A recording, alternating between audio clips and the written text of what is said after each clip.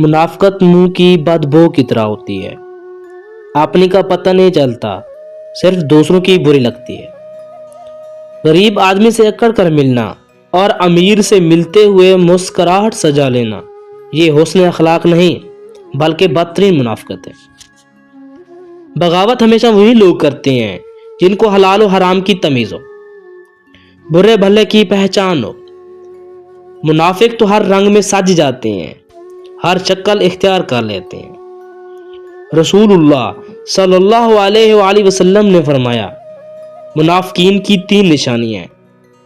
جب بولتا ہے تو جھوٹ بولتا ہے، جب وعدہ کرتا ہے تو وعدہ خلافی کرتا ہے، اور جب اسے امین بنایا جاتا ہے تو خیانت کرتا ہے۔ مشکل وقت ایک ایسا فلٹر ہے جو آپ کی زندگی کو منافق، لالچی اور مکار لوگوں سے پاک کر دیتا ہے۔ ہم ایسے منافق لوگ ہیں، کسی کی تکلیف اس کے گناہوں کی سزا سمجھتے ہیں اور اپنی تکلیف کو آزمائش۔ سچے لوگوں کو غصہ جلدی آ جاتا ہے، منافق لوگ منہ پر مسکراہٹ اور دل میں غم و غصہ رکھتے ہیں۔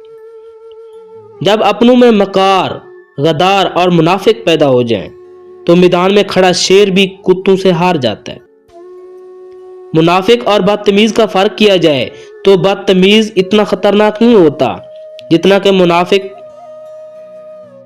منافقت سے بہتر ہے کہ تم کافر مر جاؤ۔ جہنم میں کافر کا درجہ منافق سے بہتر ہے۔ منافق لوگوں سے وہ کتا بہتر ہے جو سامنے بھونکتا ہے، پیٹھ پیچھے نہیں۔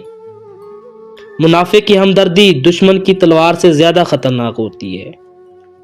جس شخص کا کوئی دشمن نہ ہو اور سب دوست ہی ہوں، اس جیسا کوئی منافق نہیں ہو سکتا، کیونکہ دشمن اس کے ہوتے ہیں جو حق کی بات کرتا ہو۔ انسان جب منافقت کی سیڑھیاں چڑھنا شروع کر دیتا ہے تو اسے جھوٹ بولنے کی عادت ہو جاتی ہے۔ ہر شخص کو آپ راضی نہیں رکھ سکتے، یہ کام چمچے اور منافق لوگ ہی کر سکتے ہیں۔ بعض امیر، سچے اور بااصول لوگوں سے اکثر لوگ ناراض اور ناخوش ہوتے ہیں۔ منافق شخص جب کسی کو گرانا چاہتا ہے تو اس کو دھکا نہیں بلکہ سہارا دیتا ہے۔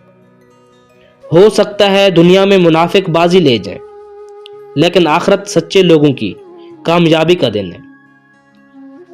اللہ کبھی 2 مخلص لوگوں کو جدا نہیں کرتا، جدا تب کرتا ہے جب دونوں میں سے کوئی ایک منافق ہو۔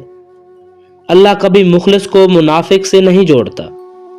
منافق دوست اور سائے میں کوئی فرق نہیں ہوتا، دونوں روشنی میں آپ کے ساتھ ہوتے ہیں اور اندھیرے میں غائب ہو جاتے ہیں۔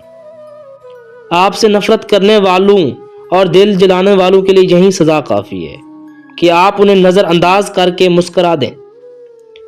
اگر والدین کے لیے کچھ کرنا چاہتے ہو تو کم از کم اتنا کیجئے کہ آپ کی وجہ سے کوئی ان کی تربیت پر انگلی نہ اٹھائے۔